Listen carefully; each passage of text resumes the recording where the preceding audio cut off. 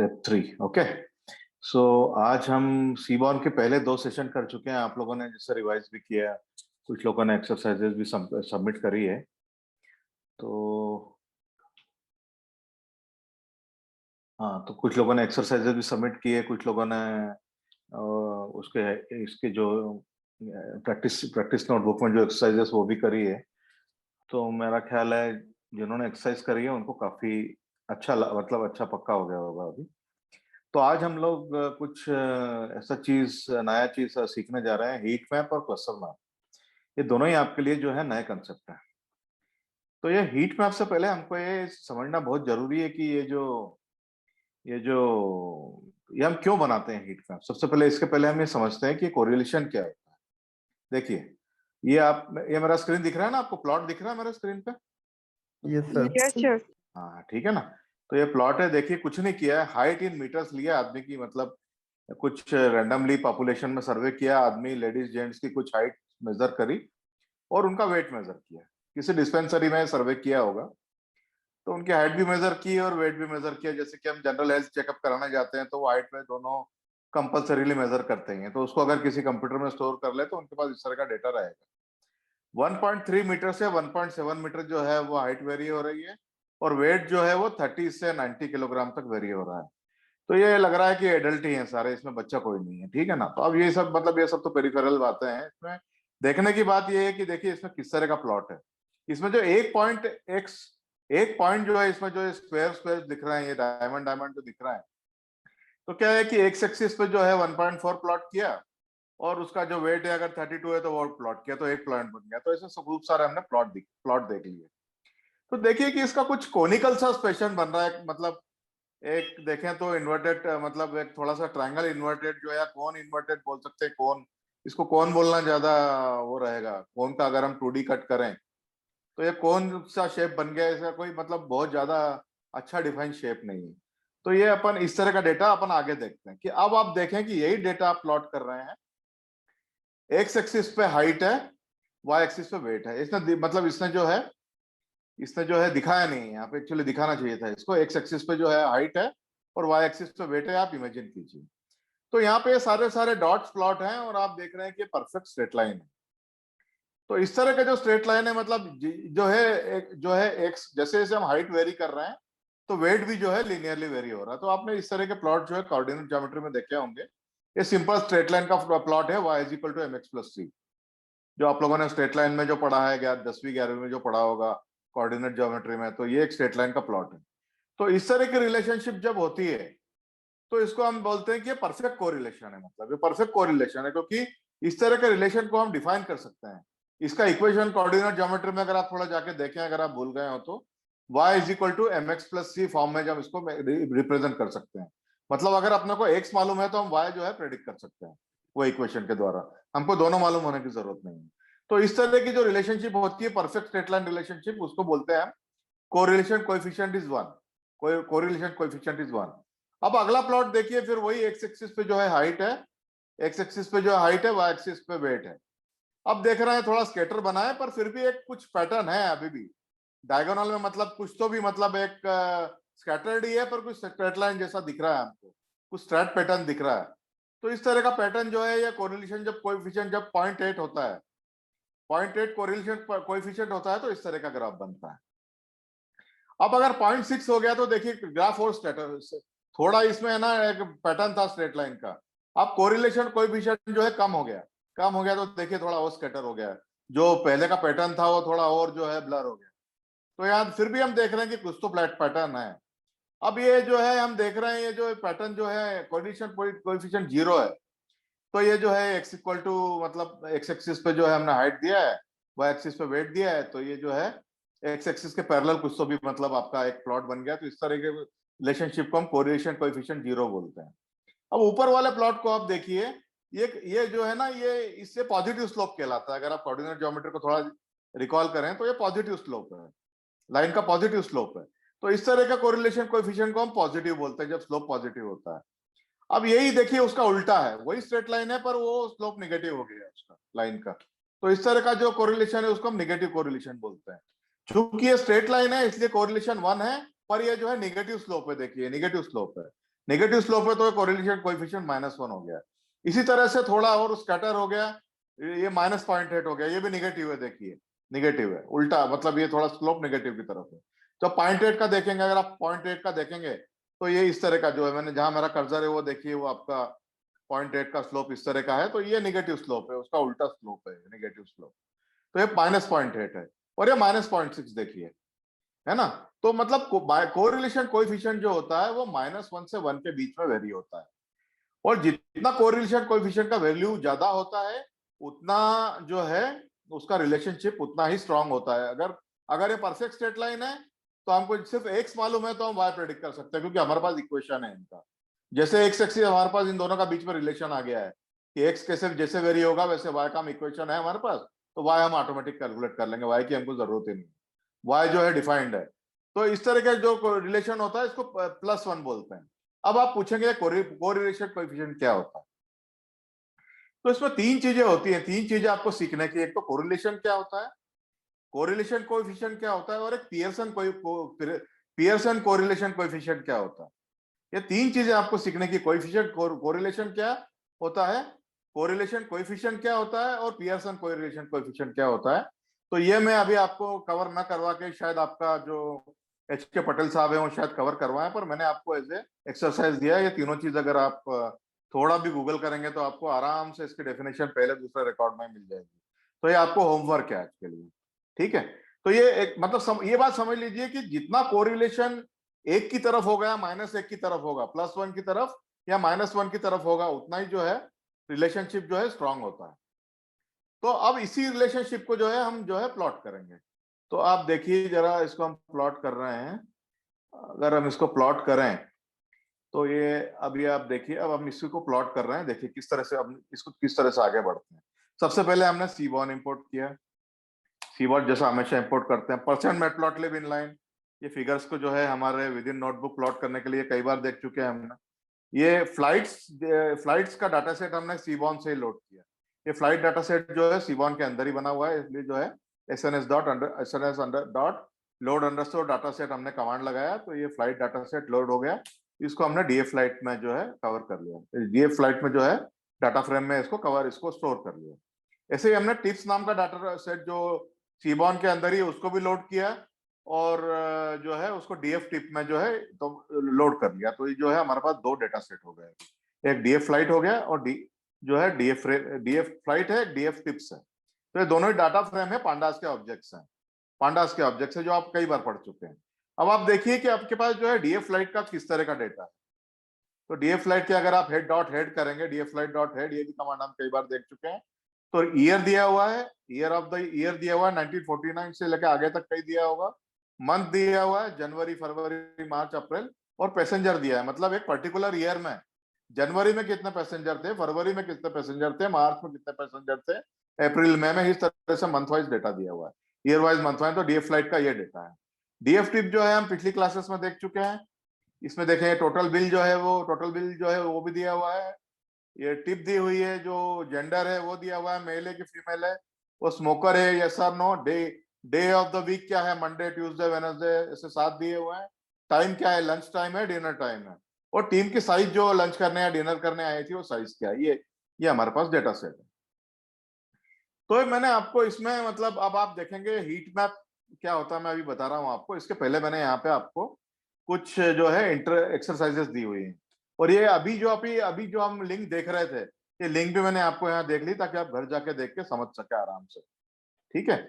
तो ये होमवर्क है आपको दो, तो ये होमवर्क आप जो है घर जाके करेंगे, जो आपको कल शाम तक सबमिट करना है, ठीक है ना। अब मैं आपको सिर्फ है ना ये बता रहा हूँ, डीएफ टिप का अपन हीट मैप बना रहे हैं, तो मैं इसके डीएफ टिप के सिर्फ 2 ही रिकॉर्ड लेता हूँ, क्योंकि हमको इसके सिर्फ हेडिंग में इंटरेस्टेड है, सिर्फ हेडिंग में इंटरेस्टेड है इसमें, ठीक है। तो इसका हेडिंग क्या है, इसमें ये देखिए कि इसमें न्यूमेरिक कॉलम कौन कौन से हैं, टोटल बिल है, टिप है, और जो है साइज है, ये न्यूमेरिक कॉलम्स हैं। बाकी जितने भी हैं टिप और जो जेंडर या सेक्स है या स्मोकर या डे है, सब कैटेगरिकल कॉलम्स हैं। तो कैटेगरिकल कॉलम्स और न्यूमेरिक कॉलम क्या होते हैं हम देख चुके हैं। अब हम एक सिंपल सी कमांड दे रहे हैं, जो है कोरिलेशन मैट्रिक्स बना रहे हैं इनका। कोरिलेशन मैट्रिक्स मतलब ये जो इनके डिफरेंट जो फील्ड्स हैं, इनके बीच में किस तरह का रिलेशनशिप है हम देख रहे हैं। तो ये मैट्रिक्स अगर हम df.cor दबाएं तो जो है कोरिलेशन मैट्रिक्स जो है, ये कोरिलेशन मैट्रिक्स आया और मैं इसको आपको बना के बताता हूँ, थोड़ा इंटरेस्टिंग रहता है। देखिए ये, और ये बात ध्यान रखिएगा कि ये जो कोरिलेशन मैट्रिक्स होता है सिर्फ न्यूमरिक्स के बीच में ही होता है। देखिए टोटल बिल का एक रिलेशन रहेगा क्योंकि सेम वेरिएबल। टिप का एक रिलेशन रहेगा, साइज का रिलेशन 1 रहेगा। तो सारे डायगोनल एलिमेंट जो है वो 1 होंगे कोरिलेशन मैट्रिक्स में। तो अब देखिए टोटल बिल जो है टिप से किस प्रकार वेरी होता है। तो इनका कोरिलेशन कोएफिशिएंट 0.67 है। तो मतलब थोड़ा है रिलेशनशिप है, पर थोड़ा वीक है रिलेशनशिप। और जो टोटल बिल का साइज के साथ कोरिलेशन है वो 0.59। तो मैंने आपको बताया कि 0.6 की कर्व कैसी होती है, 0.8 की कर्व कैसे होती है, तो आपको पता लग जाएगा इसमें। तो टिप और साइज का रिलेशनशिप देखिए 0.5 से कम है, तो थोड़ा मतलब ये वीक कोरिलेशन है। और फिर जो है साइज और बाकी सारे अपन देख चुके हैं। तो ये कोरिलेशन मैट्रिक्स अपन ने निकाला कि इसमें जो 3 न्यूमेरिक वेरिएबल थे टिप के अंदर, टिप डाटा फ्रेम में जो न्यूमेरिक वेरिएबल थे उनका आपस में कोरिलेशन कोएफिशिएंट क्या है, ये सिंपल कमांड से निकल जाता है। df tips data frame dot correlation CORR, और मेथड बना दो उसको, ब्रैकेट स्टार्ट एंड क्लोज, तो ये आपको कोरिलेशन मैट्रिक्स मिल गया। पर आप ये देखेंगे कि ये कोरिलेशन मैट्रिक्स को पढ़ने में काफी एफर्ट लगाना पड़ता है। अब आपको देखिए यहाँ टोटल बिल आप देखेंगे, फिर आप ढूंढेंगे अगर साइज के साथ निकालना है तो साइज कहाँ पे है। अगर इस तरह से ज्यादा फील्ड है, अगर आपके पास 10 फील्ड जो है हॉरिजॉन्टल एक्सिस पे 10 कॉलम है, और जो है रोज विद जो है वाई एक्सिस पे भी अगर आपके पास 10 है, तो आपको ढूंढने में काफी टाइम लग जाएगा। तो इसका ग्राफिकल रिप्रेजेंट जो होता है कोरिलेशन मैट्रिक्स का, जो ग्राफिकल रिप्रेजेंटेशन हम बनाते हैं, इसको हम जो है हीट मैप बोलते हैं। तो देखिए हीट मैप पहले बनाता हूँ, फिर मैं आपको समझाऊंगा क्या हो। ये देखिए हीट मैप बन गया, ये कितना सिंपल है। अब ये जो आप देख रहे हैं कि ये सबसे राइट में कर्व देखिए जो ऊपर बार है, ये है आपका जो है वो स्केल दिखा रहा है, जो ब्लूइश जो है वो 0.5 या उससे नीचे का कोरिलेशन है। और जैसे जैसे रेड की तरफ बढ़ता जाता है कोरिलेशन बढ़ता जाता है। अब डायगोनल में जैसा कि अपन ने देखा, कोरिलेशन मैट्रिक्स में सारे डायगोनल 1 थे, तो यहाँ सारे रेडिश है, तो सारे 1 1 1 हो गए, ठीक है ना। और ये टिप और टोटल बिल देखिए, अब आपको बहुत इजीली मिल जाएगा। कोई भी आप वेरिएबल देख लीजिए, साइज वर्सेस टोटल बिल 0.6 है, तो ये ग्राफिकली बहुत अच्छी तरह रिप्रेजेंट हो जाता है। तो आपको देखने में बड़ी सुविधा होती है। अगर आपको प्रेजेंटेशन भी करना है तो आप ये कोरिलेशन मैट्रिक्स जो है इस फॉर्म में प्रेजेंट नहीं कर सकते, आपको ये ग्राफिकल बना के ही प्रेजेंट करना पड़ेगा और बताना पड़ेगा कि कोरिलेशन क्या है। तो कलर देख के आपके समझ में आएगा कि मतलब किस तरह का जो है कोरिलेशन है, ठीक है ना। अगर लाल की तरफ ज्यादा है तो वो जो है ये स्केल के हिसाब से अपने को पता लगता है, और अपन ने यहाँ प्लॉट भी कर रखा है, तो कितना इजीली रिप्रेजेंट हो गया। तो कोरिलेशन मैट्रिक्स, अभी आप ये समझ गए कि हीट मैप क्या दिखाता है। तो ये वेरिएबल्स के बीच में जो कोरिलेशन कोएफिशिएंट होता है उसकी वैल्यू को बताता है। और कोरिलेशन कोएफिशिएंट क्या बताता है, तो दोनों दो वेरिएबल जो है वो कितने स्ट्रांगली रिलेटेड है ये बताता है। तो देखिए टिप और टोटल बिल का कोरिलेशन कोएफिशिएंट 0.68 है, मतलब करीब 0.7 समझ लो आप। तो ये काफी मतलब फेयरली स्ट्रांग रिलेशनशिप बोला जाए। और बाकी सारे जो है वो कम है, एक 0.6 है, 0.49 है और 0.6 है। तो देखिए टिप और टोटल बिल, तो आप सोचेंगे थोड़ा फंक्शनल हिसाब से भी देखें, बिजनेस के हिसाब से भी, तो ऑब्वियस है ना, जिसका बिल जितना ज्यादा होगा वो टिप भी उतनी ज्यादा देगा, क्योंकि जनरली 10-15% टिप देते हैं। तो कोई कम देता है, कोई ज्यादा देता है। तो ये अगर बिल आपका ज्यादा है तो टिप भी ज्यादा है। तो मतलब ये लॉजिकल सेंस में भी जो है आपका ये मतलब ठीक लग रहा है कि हाँ भाई, ये टिप टोटल बिल और टिप का जो है स्ट्रॉन्ग रिलेशनशिप होना चाहिए, जो कि यहाँ दिख रहा है हमको 0.7 है। अब देखिए मैं इसके कोड पे आता हूँ। तो कोड पे देखिए क्या करना है, sns.heatmap, ये कमांड आपको टाइप करनी है। sns आपके अपने पैकेज का नाम है, लाइब्रेरी का नाम है। हीट मैप जो है उसके अंदर मेथड है जो आपको हीट मैप प्लॉट करने में हेल्प करती है। सबसे पहले आप क्या करते हैं, यहाँ पे जो कोरिलेशन मैट्रिक्स आपने ऊपर बनाया था, यहाँ पे जो कोरिलेशन मैट्रिक्स आपने बनाया था इस कमांड से ऊपर, T data frame dot CORR command से जो आपने बनाया था यहाँ पे, तो ये कोरिलेशन मैट्रिक्स देना है आपको सबसे पहले। तो आपको ये ध्यान रखना है कि आप इस कमांड में जो भी मैट्रिक्स दे रहे हैं वो स्क्वायर मैट्रिक्स होना चाहिए, जितने कॉलम है उतनी रोज होना चाहिए। अब ये अनोट इज इक्वल टू ट्रू क्या दिखाता है, ये एक सिंपल चीज है, आप चाहे तो दें या तो ना दें। तो अनोट इक्वल टू ट्रू दिखाता है कि जो बॉक्स बनेगा कोरिलेशन मैट्रिक्स का, जो बॉक्स बनेगा उसमें उसकी कोरिलेशन कोएफिशिएंट की वैल्यू भी दिखाओ। और सी मैप जो है आप कई बार देख चुके हैं कि सी मैप अगर रेनबो है तो आप 50 तरह के मतलब 15-20 तरह के जो सी मैप आते हैं वो अलग अलग दे सकते हैं, तो आपका कलर का पैटर्न बदल जाएगा। तो आप खुद ही ट्राई कर सकते हैं। मैं आपको सिर्फ एक चीज इसमें बताऊंगा कि अगर एनोट इक्वल टू ट्रू नहीं देते हैं तो कैसे दिखता है, ये देखिए। तो ये देखिए किस तरह से दिखता है। ये आपको सिर्फ जो है प्लेन प्लेन जो है चेकर बॉक्स दिखा के, मतलब स्क्वायर बॉक्सेस बना के दिखा देगा। आपको सिर्फ कलर देख के अभी जो है पता लगाना पड़ेगा कि जो है इसका कोरिलेशन कितना स्ट्रांग है। पर मैं जनरली क्या करता हूँ, ये डाटा साइंस जो डाटा साइंटिस्ट है उसकी प्रेफरेंस है, कोई लोग देते हैं कोई लोग नहीं देते हैं, पर मैं तो जनरली जो है हमेशा ए नॉट इक्वल टू ट्रू देके ही प्लॉट करता हूँ। क्योंकि ये है इसमें हमारा बहुत इजी हो जाता है, क्योंकि हमको डायरेक्टली वैल्यू वहीं के वहीं मिल जाती है। फिर हमको राइट में जो ये जो लेजेंड बार है ना 0.5 से 0.2 जो कलर का पैटर्न है उसको देखने की जरूरत नहीं पड़ती, देखिए वैल्यू यहीं के यहीं मिल जाती है। इसलिए मैंने आपको जो पहली बार में सिखाया वो उसी में ए नॉट इक्वल टू ट्रू डाल के सिखा दिया।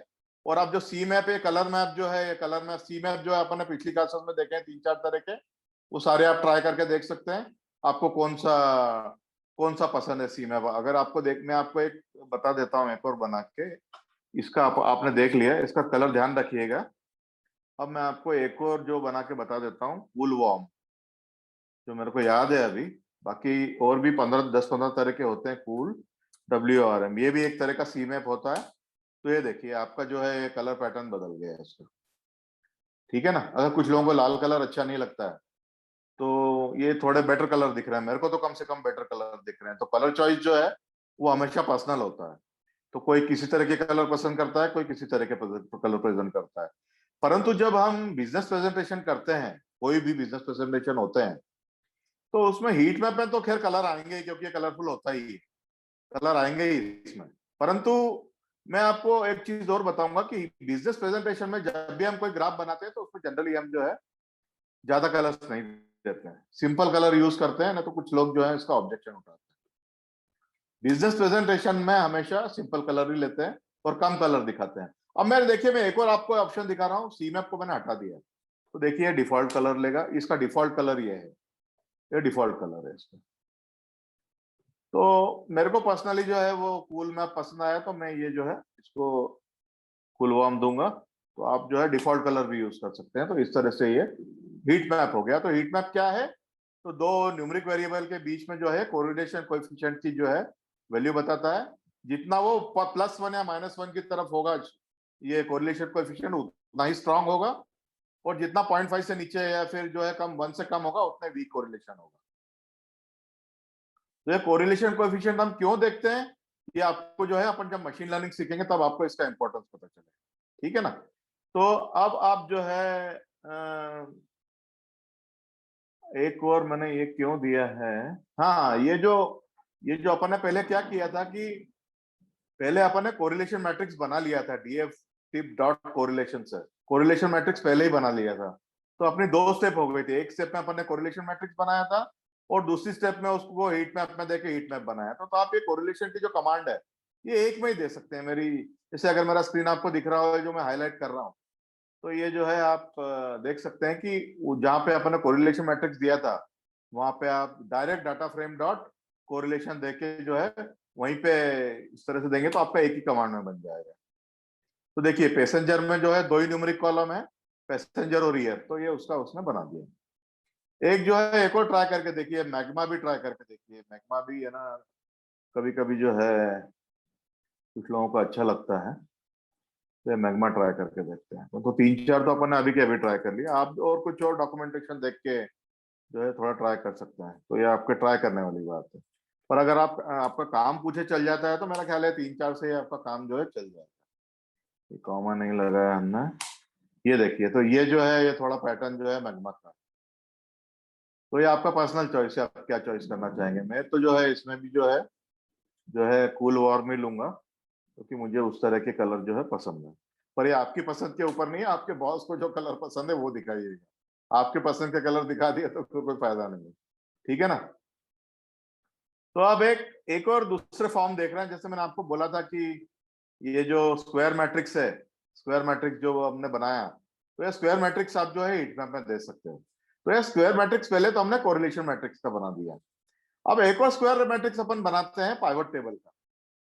एक पाइवट टेबल लिया है मैंने, पाइवट टेबल लिया, और जो अपने पाइवट टेबल जो है वो पांडास में देख चुके हैं कि पाइवट टेबल कैसे बनाते हैं, तो मैं इसको ज्यादा मतलब एक्सप्लेन नहीं करूंगा ये कैसे बनाया जाता है और क्यों बनाया जाता है। तो ये थोड़ा आप देखिएगा, अगर आपको समझ में नहीं आया तो जब आप इस पे प्रैक्टिस एक्सरसाइज करेंगे तो पाइवट टेबल पे थोड़ा सर्च मारिएगा आप, जो तो ठीक है ना। तो ये एक तरह का पाइवट टेबल मैं बना रहा हूँ आपको। ये एक पाइवट टेबल बना है, ये देखिए। तो ये पाइवट टेबल है, इसमें क्या है कि ईयर जितने भी थे वो आ गए हैं, जो है आपके हॉरिजॉन्टल एक्सिस पे आ गया, और मंथ जितना है उतना वो वर्टिकल एक्सिस पे आ गया है। तो आप पूछेंगे कि भाई ये आप पाइवट टेबल बना के आपको क्या मिला, तो आप देखिए कितना सिंपल हो गया। अभी आपको जनवरी 1949 में, जनवरी 1949 में कितने पैसेंजर गए थे आपको पता करना है। तो यहाँ जनवरी ढूंढिए एक्स एक्सिस पे, और वाई एक्सिस पे जो है कॉलम एक्सिस पे 1949 ढूंढिए। तो ये देखिए मैंने हाईलाइट कर रखा है 112 पैसेंजर गए। तो इस तरह के जो आप पाइवट टेबल बना रहे हैं, पर स्क्वायर मैट्रिक्स होना चाहिए। देखिए तो ये 12 है, ये भी 12 है, रो भी 12 है, कॉलम भी 12 है। तो इस तरह के आप पाइवट टेबल जो बनाते हैं, तो यहाँ क्या है ये सॉरी, तो यहाँ पे ईयर आ गया आपका 1949 से 60 तक लेके, और यहाँ से जनवरी से दिसंबर तक के मंथ आ गए। तो आप इससे बहुत इजीली पता कर सकते हैं कि जून महीने में 1953 में कितने लोग गए थे, तो ये 243 लोग गए थे। तो बड़ा यूजफुल पाइवट टेबल है। तो इस तरह से आप देखेंगे एक्सेल में जो पाइवट टेबल बनते हैं वो काफी मतलब यूजफुल होते हैं। और मतलब बिना पाइवट टेबल के तो बहुत सारे लोगों का, और फाइनेंस में जो वो काम करते हैं, फाइनेंस में जो लोग काम करते हैं उनका तो काम चलता ही नहीं बिना पाइवट टेबल के। तो पाइवट टेबल जो एक्सेल में होता है बड़ा यूजफुल चीज है, और मैं रिकमेंड करूंगा कि एज ए डाटा साइंटिस्ट आप सबको आना चाहिए। ठीक है ना। तो अभी ये अपन ने पाइवट टेबल बना लिया है। इसको मैंने क्या किया कि एक मैंने यहाँ पे जो है सिर्फ पाइवट टेबल बनाया था आपको दिखाने के लिए। अब मैंने क्या किया, वही पाइवट टेबल की कमांड जो है मैंने उसको एक पाइवट अंडरस्कोर फ्लाइट करके डाटा फ्रेम को असाइन कर दिया। इसलिए असाइन कर दी क्योंकि मुझे वो हीट मैप में यूज करना है। ठीक है। तो इसके बाद जो है, इसके बाद जो है आप,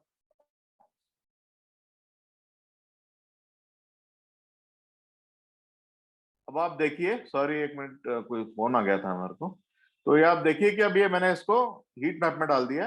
हीट मैप में जहां मैंने पहले कोरिलेशन मैट्रिक्स लिया था वहां पे अभी पाइवट टेबल डाल दिया। तो पाइवट टेबल ध्यान रखिएगा स्क्वायर मैट्रिक्स है, इसमें मतलब जितने रोज हैं उतनी कॉलम्स हैं। ठीक है ना। तो अब आप देखिए इसको मैं प्लॉट कर रहा हूं तो आपको ये क्या कितना मस्त फिगर बना के दे दिया है इसने आपको। अब आप देखिए आपके जो एक्स एक्सिस पे वही ईयर आ गए 1949 से 60 तक, और ये मंथ जो है वो वाई एक्सिस पे आ गए। अब आप जो है पता कर सकते हैं कि मतलब कौन से मंथ में कितना गया। तो मैं फिर इसको जो है नॉट इक्वल टू जो है ट्रू करूंगा, क्योंकि ये कलर देख के हमको इतना इंट्यूशन नहीं आ रहा है।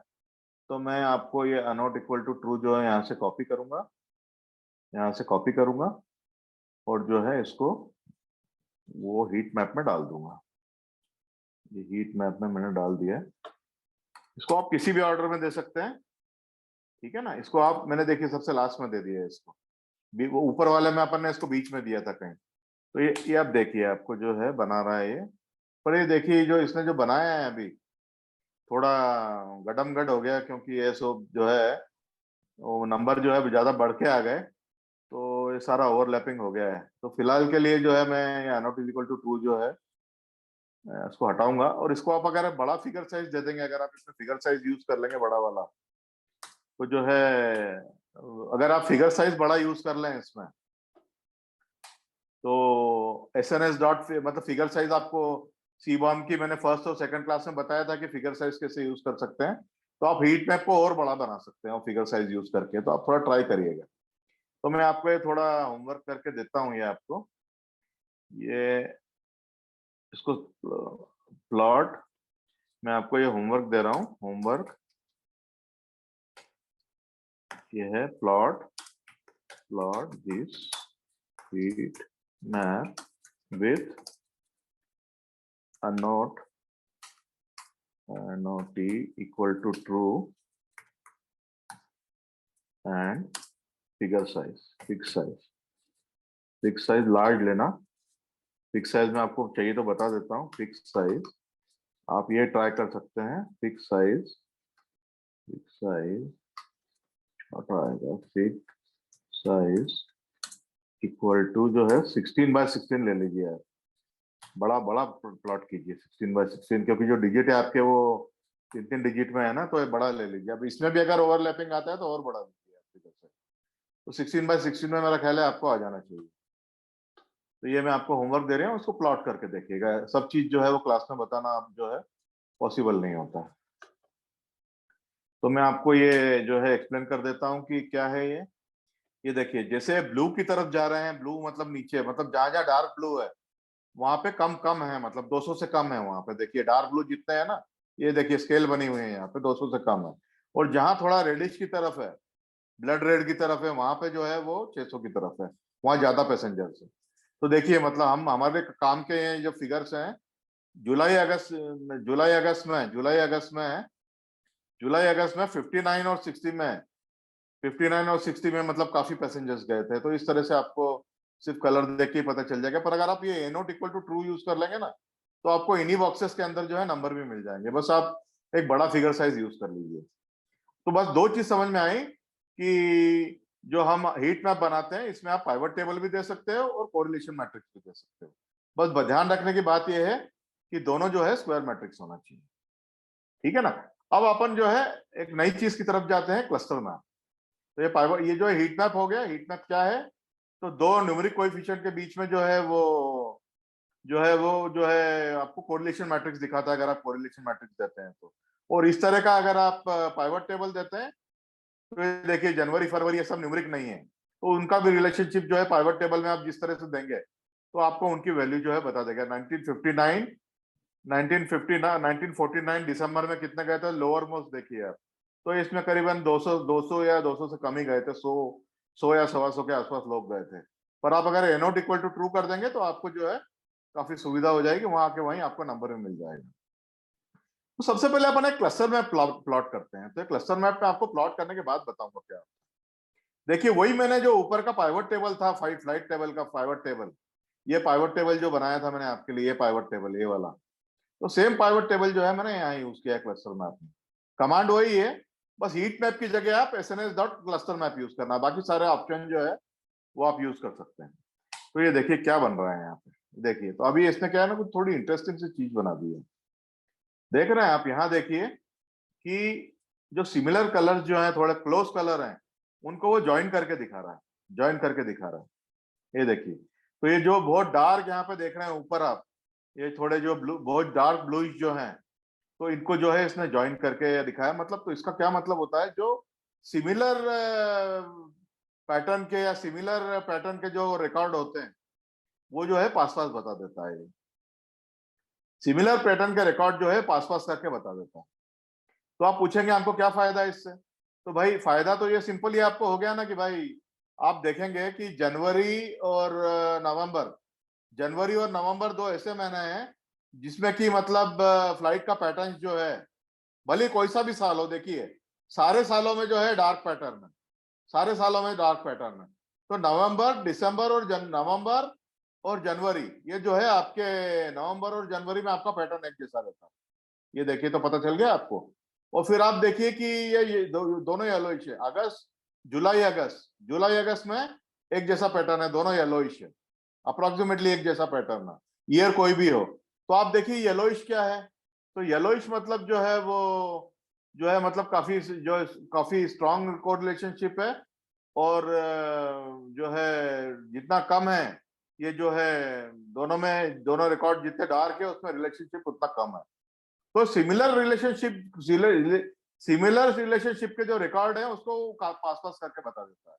अब आप देखेंगे कि ये जो आपका जो मंथ है ये ऑर्डर में नहीं है, मंथ ऑर्डर में नहीं है। देखिए अक्टूबर के बाद मार्च आ गया, नवंबर के बाद जनवरी आ गया, फिर यहाँ देखिए 52 के बाद 58 आ गया, 60 के बाद फिर 54 आ गया।